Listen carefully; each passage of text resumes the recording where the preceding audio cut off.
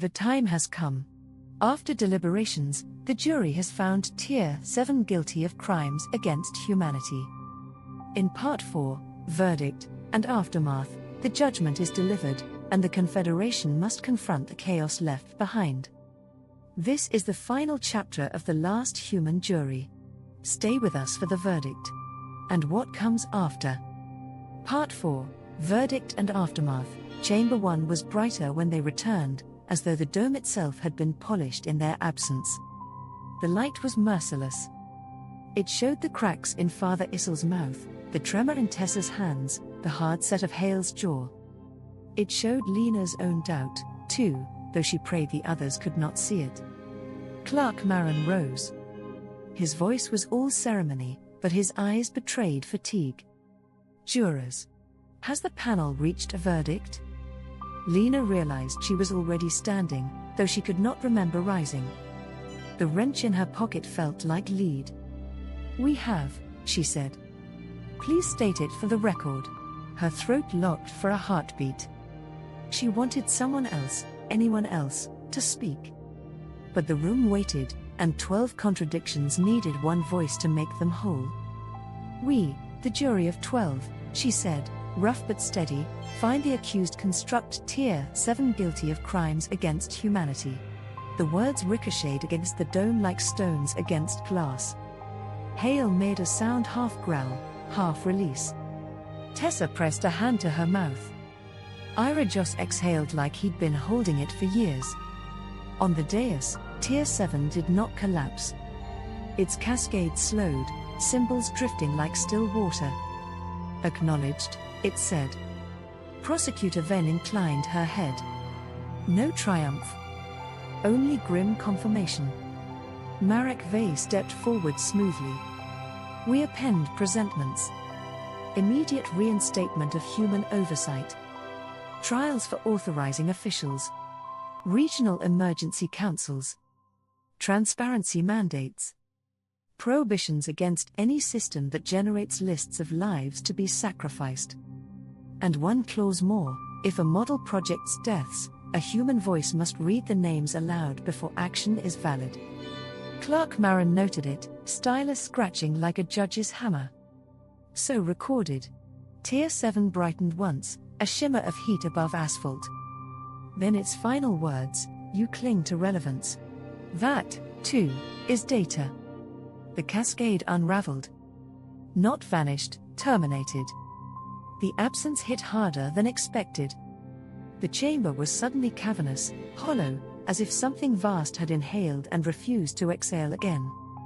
For a long moment, no one moved. Then the systems faltered. Screens blinked. Vents hiccuped. Through the dome, orbital lanes froze mid-pattern, cargo lights holding still like fireflies caught in glass. A murmur broke the silence. What have we done? Dara whispered. Taken back the lever, Hale said, though the words lacked their earlier fire. Are ships going to crash? Tessa asked, clutching the table. Not now, Yoron Pell said quickly, though his prosthetics whined as he shifted. But the net leaned on Tier 7. Others will scramble. Less precise. Less steady. Others? She echoed. There are always others, Ira muttered. Replicas. Mirrors of mirrors. Kill one, a dozen ghosts adjust. But not with the same authority. So there will be gaps, Silas said heavily. And people will fall through them. Father Issel folded his hands. That was always the cost. We were never promised safety. Only the right to choose what we risk. Annika Solan's voice sliced in, fine wire stretched taut. You've guaranteed instability across half the Confederation. Riots. Shortages.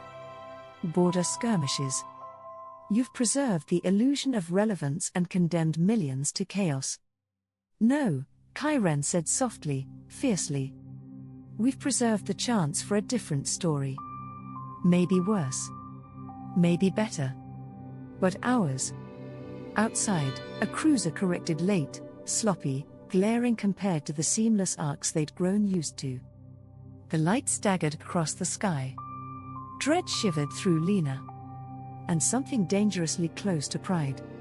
She thought of her storm call at 25. The shelter drowned.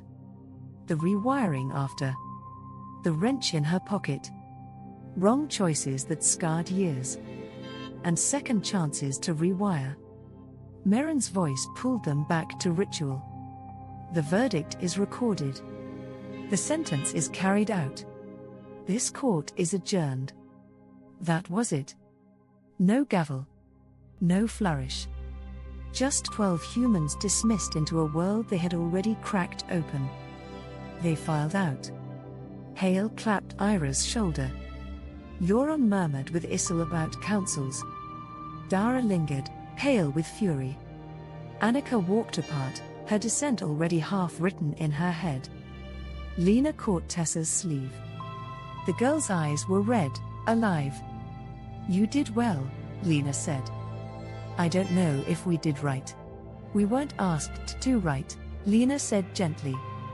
"We were asked to decide." The girl nodded, unsteady but upright. Lena followed the others into the shuttle. Behind them, Chamber 1 sealed again, empty. Waiting for another trial that might never come. Through the viewport, orbital lights flickered uncertainly, some too bright, some late. A mess.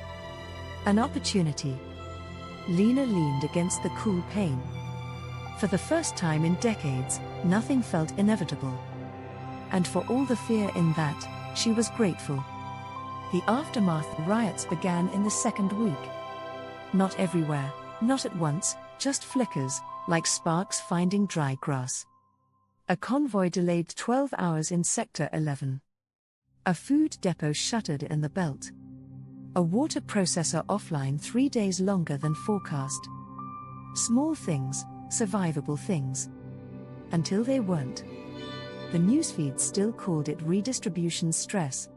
Lena called it what it was, the gap. The space where Tier 7 used to exist. She sat in a maintenance lounge on Salarian Prime, the same wrench in her pocket, watching screens cycle grainy images from half a dozen worlds. Crowds shouting, soldiers holding lines, drones buzzing overhead. Every headline framed it differently. Shortage management. Adaptive oversight. Localized instability. None said what people on the ground called it, the jury's verdict. Father Issel had gone back to his parish dome, preaching that choice was a sacrament, even when it burned. Tessa Rin had returned to Kalin Outpost, carrying both pride and doubt like twin weights. Hale Dravik had vanished into the Martian underground, where rumors said he was organizing miners into councils faster than the Confederation could authorize them. And Lena Varro, maintenance engineer turned juror, found herself called to panels, interviews, committees. Everyone wanted her explanation, her justification, her signature on new wiring diagrams for a civilization trying to keep its lights on without the quiet hand of Tier 7.